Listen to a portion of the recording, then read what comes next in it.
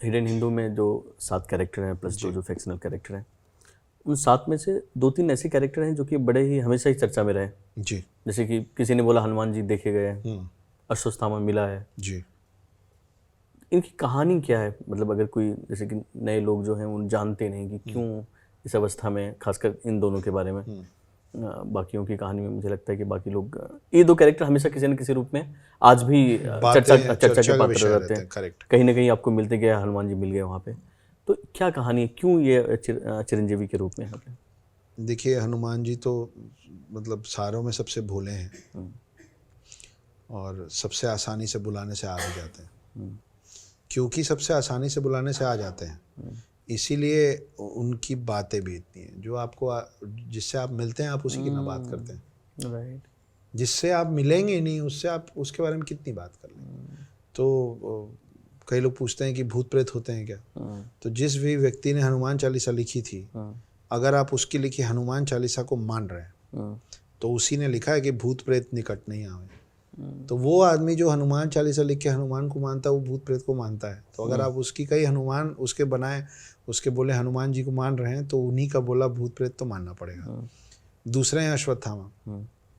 पहली चिरंजीवी की बात की, मतलब उनको क्यों चिरंजीवी का वरदान मिला, या उनका पर्पस खत्म हुआ। बड़ी इंटरेस्टिंग सी कहानी है जो मैंने पहले भी कहीं पे बोली सुनाई है कि हनुमान जी राम जी के इतने भक्त थे ना कि वो राम जी के लिए राम जी से भी लड़ जाते। अच्छा। मतलब अगर समझाने के लिए बोल रहा हूँ कि अगर जैसे हम मस्ती में बोलते हैं ना अपने बारे में कि अरे मैं तो ऐसा हूँ, अगर राम अपनी बुराई कर देते तो वो राम से लड़ जाते कि आप मेरे राम के बारे में कुछ बोल नहीं सकते। तो जब राम का पर्पस खत्म हो गया, जब राम जी को विष्णु अवतार लेकर वापस जाना था, तो हनुमान अड़ गए। हनुमान बोले या तो मेरे को अपने साथ लेके चलिए या मेरे साथ यहीं रहिए, क्योंकि मैं आपके बिना जीवित नहीं रह सकता। मैं आपकी सेवा के लिए बनाऊं।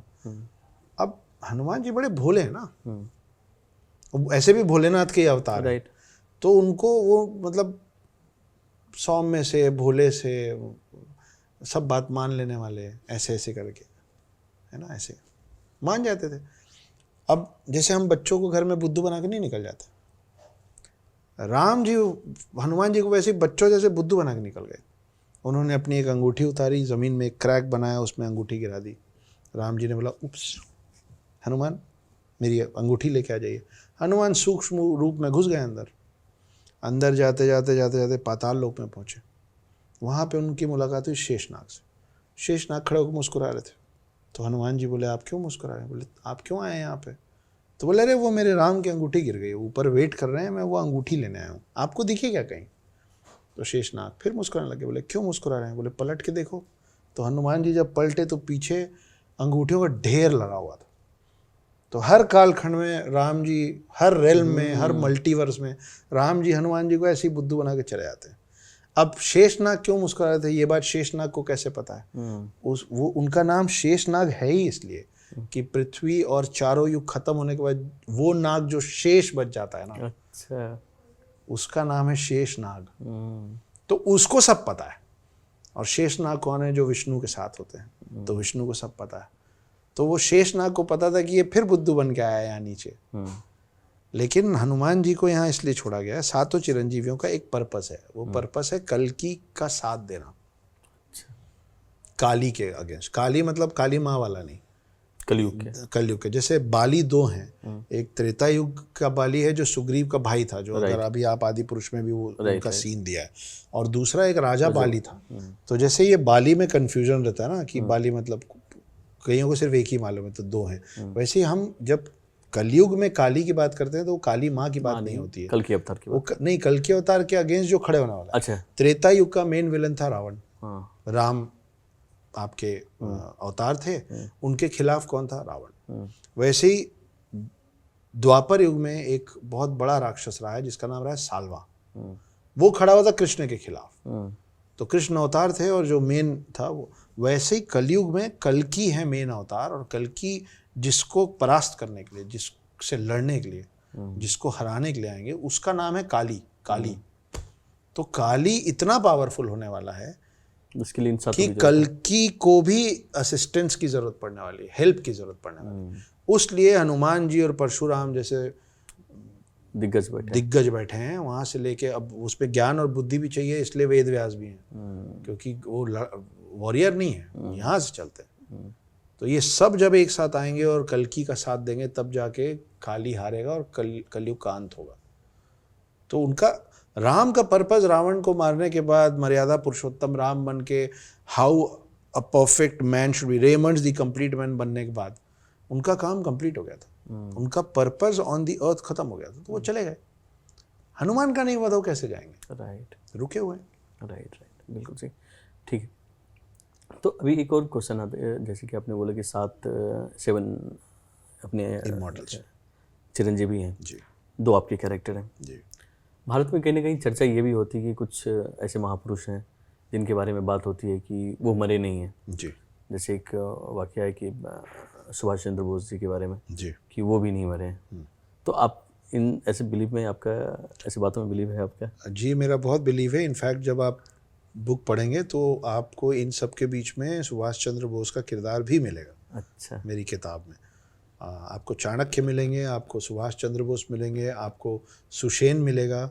सुषेण कौन था? जिसने लक्ष्मण की जान बचाने के लिए संजीवनी बूटी की सलाह दी थी और हनुमान पहाड़ लेके उड़े थे। ये सब चिरंजीवी के फॉर्म में? नहीं, ये सब मेरे किरदार हैं। अच्छा, किरदार आपने सुभाष चंद्र बोस बोला तो सुभाष चंद्र बोस भी मेरे किरदार हैं एक तरीके से। और सुभाष चंद्र बोस की कहानी बहुत ही इंटरेस्टिंग है प्रकाश भाई, और वो सब असलियत है, रियल है।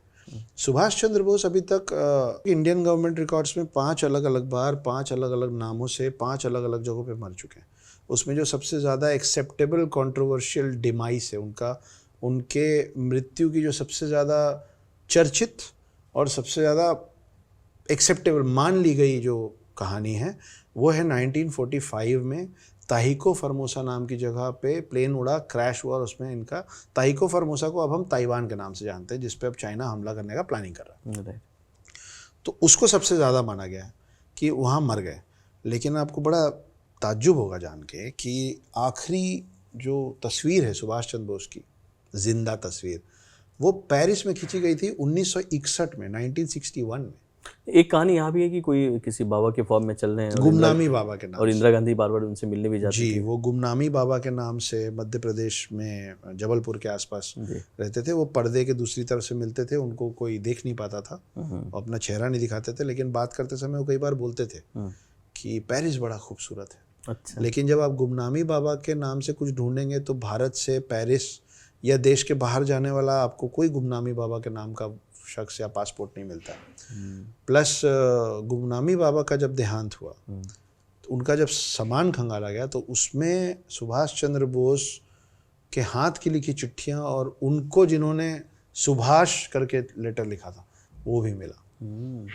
तो ये बड़ी कमाल की कहानियां हैं वो, और वो तो हैं हमारे, मतलब वो इतना कमाल का काम करके गए हैं। आप सोच सकते हैं कि एक ऐसा शख्स जो भारत से पनडुब्बी के रास्ते जर्मनी जाए, हिटलर से मिले और हिटलर को डांट दे, वो सुभाष चंद्र बोस है। सुभाष चंद्र बोस ने एक नारा दिया था कि तुम मुझे खून दो मैं तुम्हें आज़ादी दूंगा। अगर सुभाष चंद्र बोस जिंदा होते और जैसे बाकी सारे फ्रीडम फाइटर्स को नेताओं का वो मिला, कोई प्राइम मिनिस्टर बने, कोई कुछ बने, कोई कुछ बने, अगर सुभाष चंद्र बोस होते तो हमारे देश में ना आज की डेट में डिफेंस मिनिस्ट्री नहीं होती, हमारे देश में होती ऑफेंस मिनिस्ट्री। वो होते पहले ऑफेंस मिनिस्टर, और जैसे आज़ादी के पहले उन्होंने एक नारा दिया था कि तुम मुझे खून दो मैं तुम्हें आज़ादी दूंगा, वो आज़ादी के बाद पूरी दुनिया को एक नारा देते।